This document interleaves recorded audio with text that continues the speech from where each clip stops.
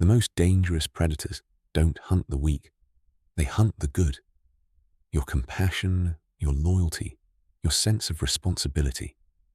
These aren't shields. They're targets painted on your back. Every manipulator knows this truth. The better person you are, the easier you are to control.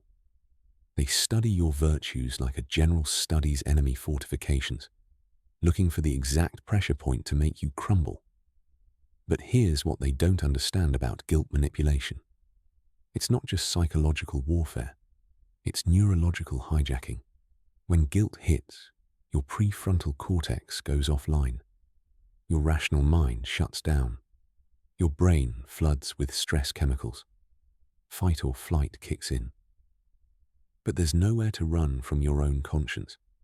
So you submit. You comply. You give them exactly what they want while believing you're being moral. Marcus Aurelius understood this trap 2,000 years ago. He wrote about the difference between true conscience and manufactured guilt. True conscience guides you toward virtue. Manufactured guilt drives you toward submission. One comes from within, aligned with your values. The other is injected from outside, designed to serve someone else's agenda. The Stoics knew that your goodness is not your weakness. It's your greatest strength, but only when you learn to distinguish between authentic moral responsibility and emotional manipulation. If you're finding value in this, hit subscribe so you don't miss what's coming next. The first weapon cuts the deepest because it masquerades as love. After all I've done for you, after all I've sacrificed, after everything I've given up. These words create an invisible ledger, a debt that can never be fully repaid. The manipulator transforms every past favor into a chain around your conscience. They count every sacrifice, every investment, every moment they claim they gave up for you. But here's the truth they don't want you to see. Past kindness does not purchase future obedience. Gratitude is not the same as servitude. Epictetus himself knew this trap well. Born a slave, he understood the difference between genuine debt and manufactured obligation. He taught us that true gratitude flows from a free heart, not a guilty one. When someone weaponizes their past sacrifices, they're not seeking appreciation. They're demanding control. The Stoic response is simple, but powerful. Acknowledge the past kindness without surrendering your future freedom. You can be grateful without being owned. You can appreciate without being enslaved. Remember this truth. Every manipulator's favorite currency is your guilt. Don't let them spend it. This is just the first weapon. The loyalty trap we're about to uncover cuts even deeper. The moment you set a boundary, they deliver their most devastating weapon, the loyalty guilt strike. You're abandoning me. You're betraying us. After everything we've been through, this is how you repay me? This weapon transforms your healthy boundaries into acts of treachery. The manipulator rewrites the definition of loyalty itself. In their twisted narrative, loyalty means unconditional submission to their will. Any act of self-preservation becomes betrayal in their eyes. But Seneca understood something they hope you never discover. True loyalty is never extracted through emotional blackmail. Genuine loyalty flows from mutual respect, not fear of abandonment. When someone weaponizes loyalty, they reveal their own disloyalty to your well-being. The Stoic sees through this deception immediately. You cannot abandon someone by refusing to abandon yourself. Remember this truth when they deploy weapon number 3. The third weapon in their arsenal is perhaps the most insidious: responsibility guilt, the art of making you accountable for their choices. Listen to the language. You made me angry. You forced my hand. You drove me to this. Notice the pattern? The manipulator has become the victim of your existence. This is causation reversal. They flip the script of reality. Their destructive behavior becomes your fault. Their rage becomes your responsibility. They weaponize your conscience against itself. But the Stoics understood something profound about human agency. Every person owns their choices. Every action springs from within.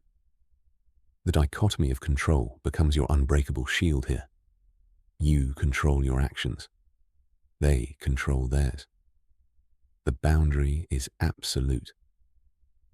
When they say you made them do it, you know the truth. Their choices belong to them. Your responsibility ends at your own decisions. We've exposed 3 guilt weapons, but the manipulator's arsenal runs deeper. 2 more weapons await in the shadows. Weapon 4 strikes at your deepest insecurity. The fear that you're not enough. It's called comparison guilt. And it sounds exactly like this. Others would do this for me. Your sister never hesitates to help. A real friend would understand. Notice the strategy. They're not asking you to be better.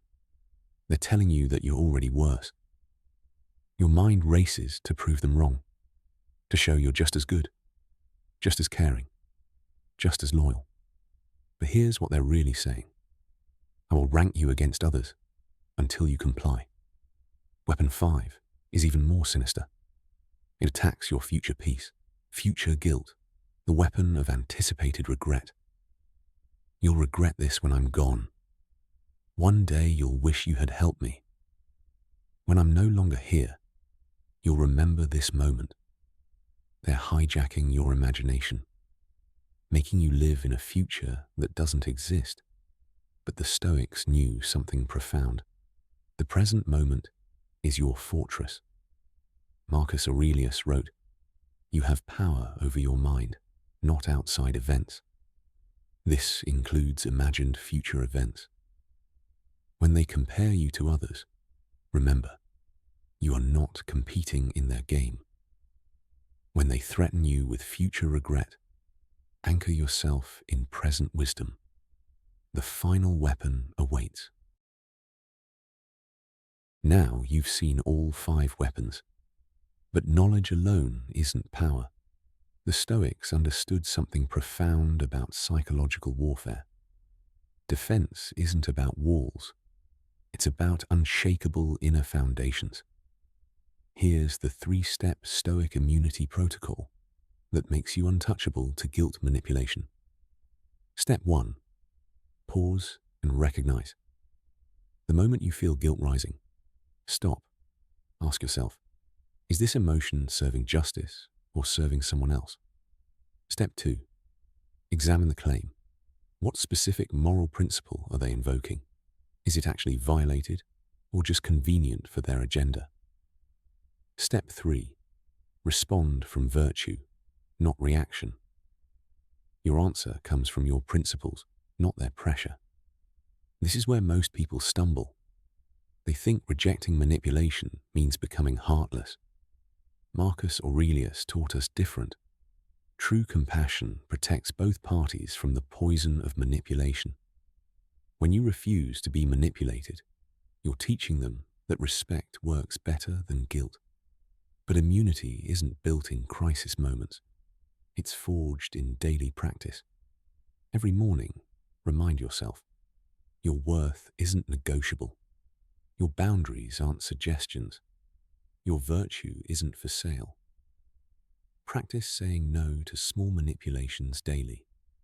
When the big ones come, your response will be automatic. The manipulator's power dies the moment you realize their guilt belongs to them, not you. You're not responsible for their emotions. You're only responsible for your virtue. If this opened your eyes, smash that like button and subscribe for more.